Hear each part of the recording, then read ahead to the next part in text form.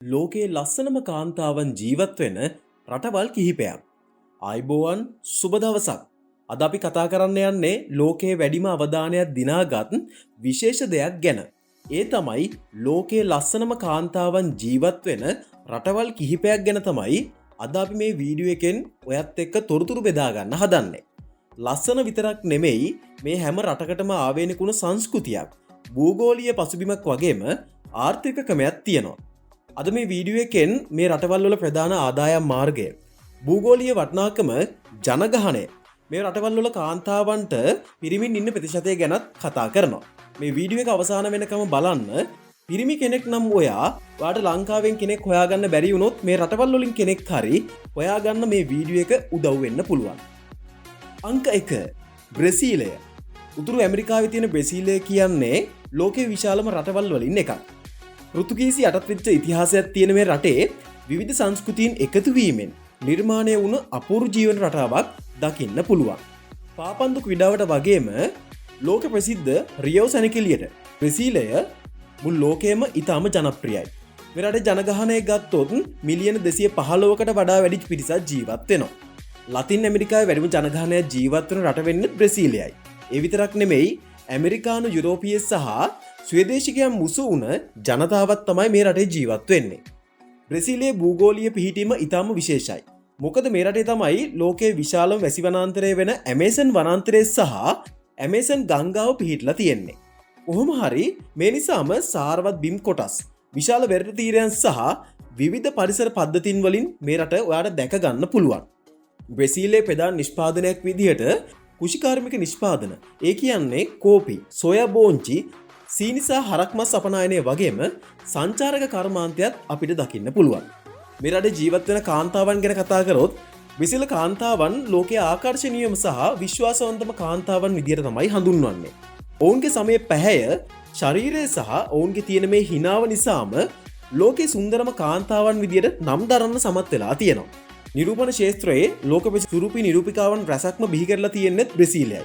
මේ කාන්තාවන් ඊටම මිත්‍රශීලී වෙන්ම ජීවිතය සතුටින්ම භුක්ති විඳින්න කැමති විනෝදයට බර ජාතියක්.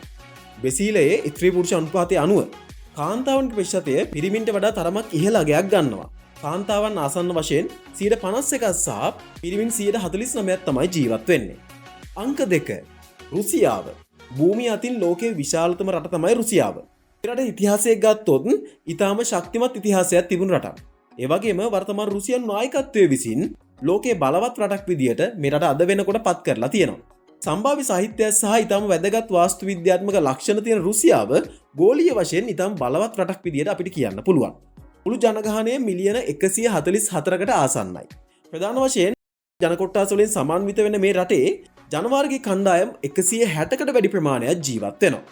ප්‍රධාන ආදායම් මාර්ගයේ විදියට මේ රටේ ස්වභාවික ගෑස්, බොරතෙල් අපනයනය, khනිජ ලවණ, ලෝහ සහ දැව නිෂ්පාදන අපිට කියන්න පුළුවන්.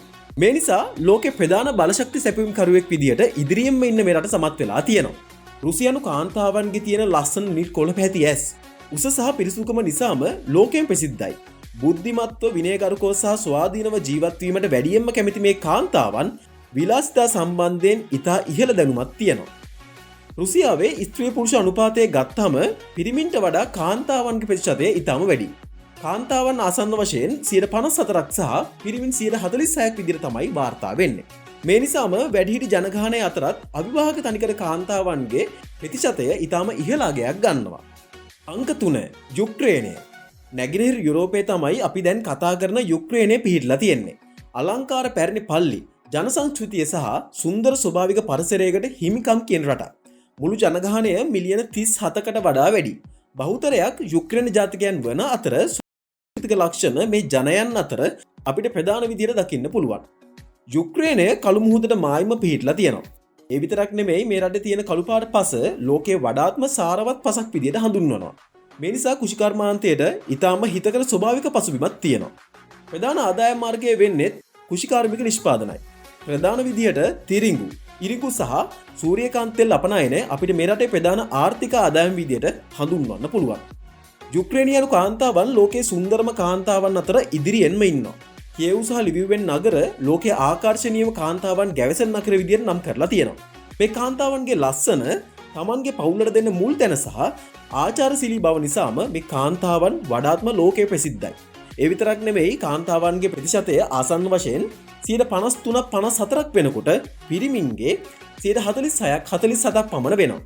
සමාජීය වශයෙන් විවාහක පවුල් ක්‍රමයට මුල් තැන දුන්නත් පිරිමින්ගේ අඩුවීම නිසාම තනිකඩ එහෙම නැත්නම් ස්වාධීන ජීවිත ගත කරන කාන්තාවන්ගේ ප්‍රතිශතය ඉහළ ගිහිල්ලා තියෙනවා. අංක 4 ආජන්ටිනාව. දකුණු ඇමරිකාවේ පිහිටි දෙවන විශාලම රට වෙන ආජන්ටිනාව ටැංගෝ සංගීතය, පාපන්දු ක්‍රීඩාව වගේම යුරෝපීය සංස්කෘතිය සහ ලතින් ඇමරිකානු සංස්කෘතියක් අපිට මේ රටේ දකින්න පුළුවන්. මුළු ජනගහනයෙන් මිලියන 46කට ආසන්නයි. මෙරට ජනගහනයෙන් බහුතරයෙන්ම යුරෝපීය සම්භවයක් තියෙන විශේෂයෙන්ම ඉතාලි සහ ඉස්පාඤ්ඤ ජාතිකයන් වෙනවා.